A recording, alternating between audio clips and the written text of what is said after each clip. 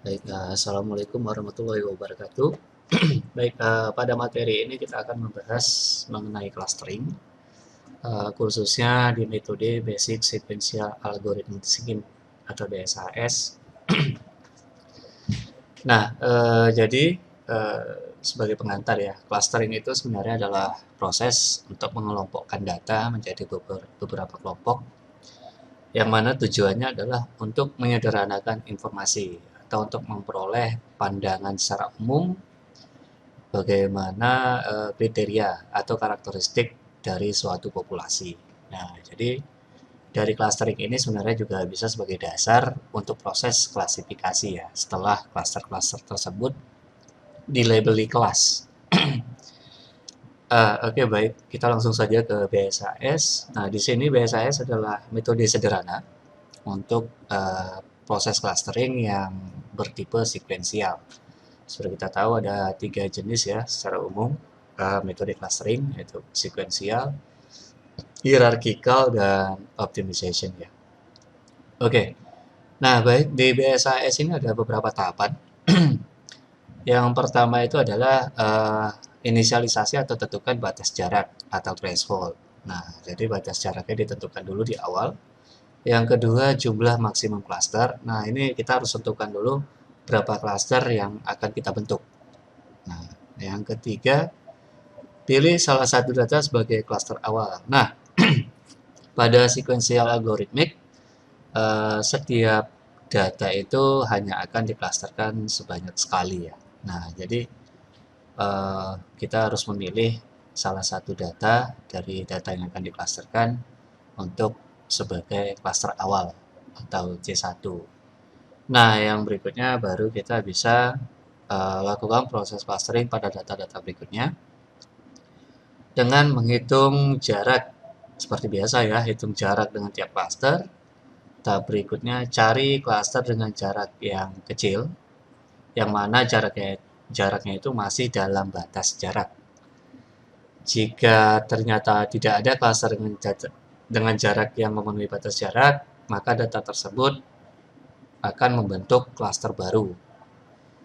Jika jumlah cluster yang ada saat ini masih belum melebihi jumlah maksimum cluster yang kita tentukan sebelumnya. Nah, jika ternyata jumlah cluster sudah maksimum, maka data tersebut akan dikelompokkan ke cluster terdekat. Ya, mau tak mau ya, karena jumlah cluster itu tidak boleh lebih besar dari maksimum cluster. Oke, setelah data masuk ke dalam sebuah cluster, maka nilai representasi atau nilai perwakilan dari cluster tersebut harus dihitung kembali supaya dapat digunakan untuk menghitung proses clustering selanjutnya. Oke, kita akan coba demokan ya bagaimana proses BSAS ini. Nah, di sini ada data yang akan kita clusterkan. Pertama kita tentukan dulu beberapa parameter. Yang pertama adalah jumlah cluster ya, atau Q saja ya. Cluster Q. Nah, Q ini katakanlah kita hanya mau 2 cluster. Nah, jadi jumlah cluster akhir yang terbentuk tidak lebih dari 2 cluster. Yang berikutnya adalah batas jarak atau saya simpulkan T ya, threshold. Katakanlah 6. Nah, ini ditentuin di awal ya, Q dan T-nya. Nah, berikutnya kita akan pilih salah satu data sebagai cluster awal. Nah, jadi di sini kita ada cluster ya, ada cluster C1. Oke, ini sebagai cluster awal, yaitu anggotanya si A, katakanlah A ya, boleh ambil data pertama, yang mana nilai fiturnya itu 158 untuk tinggi, beratnya 58. Nah, jadi nilai representasi awal di C1 adalah 158 dan 58. Nah, ini nilai perwakilan awal dari C1. Karena data C1 awal kita ambil A. Nah, jadi di sini kita akan buat member ya, member C1 adalah A. Oke. Nah, berikutnya kita akan hitung jarak ya.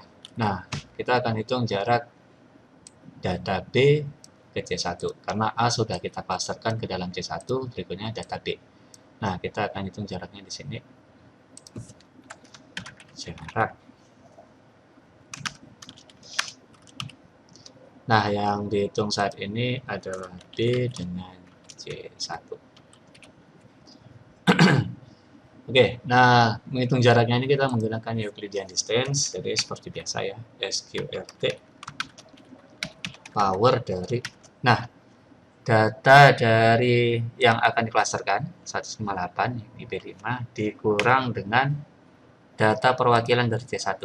Nah, jadi ini kita dari B11 pangkat 2 ditambah power berat dari berat dari data B kurang berat dari perwakilan C1 2.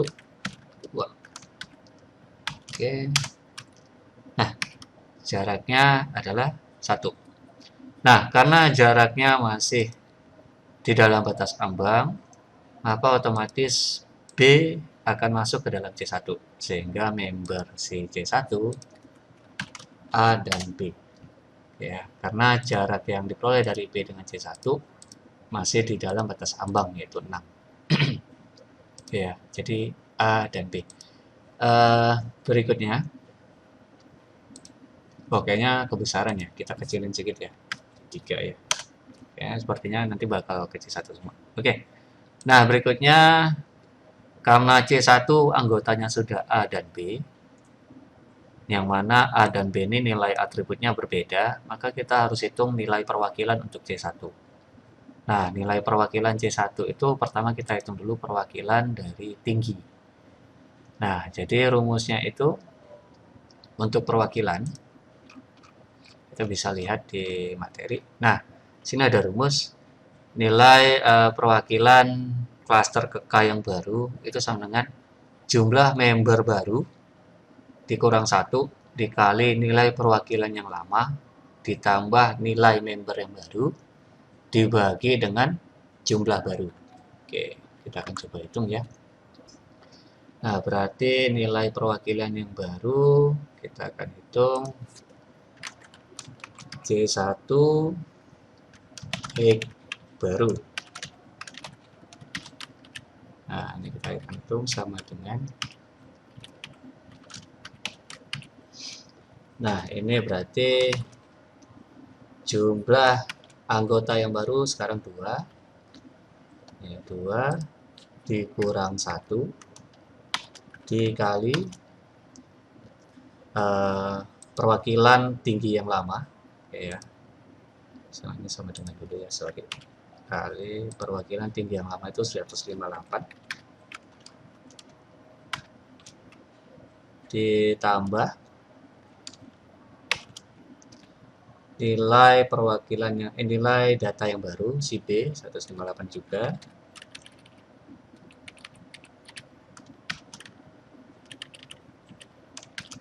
dibagi jumlah anggota baru, jadi jumlah barunya 2. Nah, berarti height barunya tetap 158. Nah, sekarang kita hitung C1 weight baru.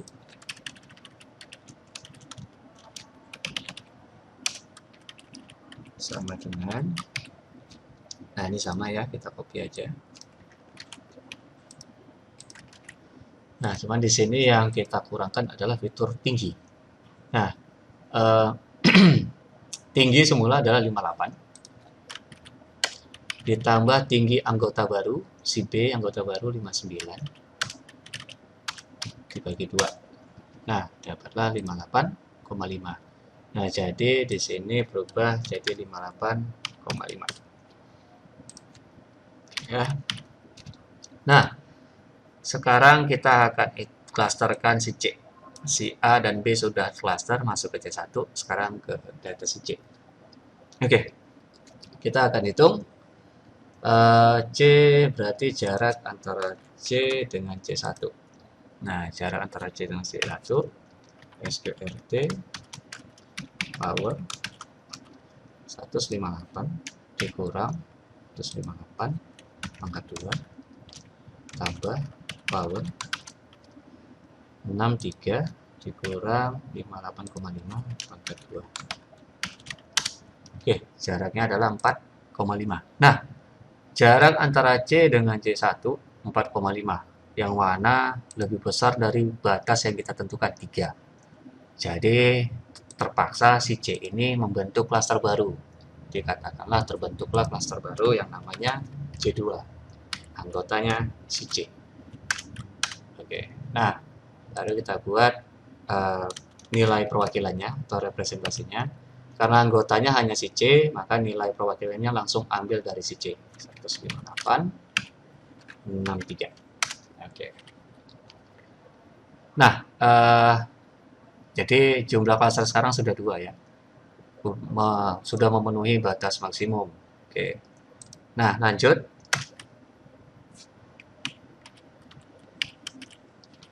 Sekarang kita tandai dulu, ini sudah diklasterkan. Kita tandai dulu ya, sudah klasterkan. Nah, sekarang data D. Nah, untuk data D terpaksa kita hitung ke 2 klaster, karena klaster sekarang sudah ada 2. Kita hitung dulu ke C1. Sama dengan SQRT power data si D 160 dikurang nilai perwakilan C1 pangkat 2 tambah power data si D berat dikurang nilai perwakilan C1 berat pangkat 2. Oke, jaraknya adalah 2. Nah, sekarang kita hitung D dengan C2. Sama dengan SQRT power data berat D dikurang data berat perwakilan C2 pangkat 2 tambah power data berat D dikurang data berat perwakilan C2 pangkat 2. Oke, beratnya adalah 4. Nah, pertama sekali sebelum melihat batas ambang, cari dulu yang mana yang terpendek atau terdekat. Nah, karena D dengan C1 lebih dekat dengan C2, yang mana jaraknya 2, dan 2 ini masih lebih kecil dari batas ambang, maka si D masuk ke C1. Oke, berarti C1 sekarang bertambah anggotanya jadi D. Nah, jadi nilai perwakilan C1 yang lama ini tidak lagi berlaku, karena anggotanya sudah A, B, dan D. Otomatis nilai perwakilannya ini kita harus hitung ulang. Nah, bagaimana menghitung ulangnya? Dengan cara yang sama. Jumlah anggota baru sekarang adalah 3. Nilai berat yang lama 158 ditambah nilai berat anggota baru 160. 160 dibagi jumlah anggota baru sekarang. Oke, dapatlah 158,67. Berarti di sini 158,67. Oke. Nah, untuk yang berat sama caranya. Berat yang baru dikurang 1. Oke. Nah, representasi C1 yang lama 58,5 ditambah nilai anggota baru 59 bagi 3. Bagi jumlah anggota baru. Dapatnya 58,67. Nah, berarti di sini 58,67. Oke. Nah, untuk C2 nilai perwakilannya tidak berubah karena anggotanya hanya C doang. Oke. D sudah. Nah, berikutnya kita klasterkan si E. Nah, E kita akan hitung ke C1. E C1, E C2. Oke, sama ya, SQRT power data dari si E berat dikurang perwakilan berat C1 pangkat 2 ditambah power data berat si E dikurang data perwakilan berat C1 pangkat 2. Oke, 1,88. Nah, ini kita hitung ke C2. SQRT power data berat si E dikurang perwakilan berat C2 pangkat 2 ditambah power data berat si E dikurang data perwakilan berat C2. Nah, jaraknya 3. Nah, ternyata si E juga lebih mendekati ke C1 ya, karena jaraknya lebih kecil ke C1 daripada C2, dan jarak terkecil ini masih di dalam ambang batas, maka si E masuk ke C1. Nah, sekarang anggota C1 tambah jadi E. Nah, sehingga menyebabkan perwakilan dari C1 harus dihitung lagi. Oke ya. Nah, kita akan coba hitung. Anggota sekarang sudah 4. Anggota baru sekarang sudah 4 ya. Dikurang 1. Yang lama 158,67 ditambah nilai tinggi anggota baru tuh 160 si E dibagi 4. Dapat 159,00. Berarti kita bulatkan saja 159. Oke, untuk berat sama caranya, cuman anggota baru sekarang sudah 4. Yang lama itu 58,67. Yang baru itu 60 dibagi 4. Dapat 59,0025. Oke, kita bulatkan 59. Oke. Nah, sekarang si E sudah diklasterkan. Nah, sekarang klasterkan si F. Nah, berikutnya kita akan hitung F dengan C1, F dengan C2. Nah, ini caranya sama ya. Kita akan ganti ininya saja. B ini jadi B9 ya. B9.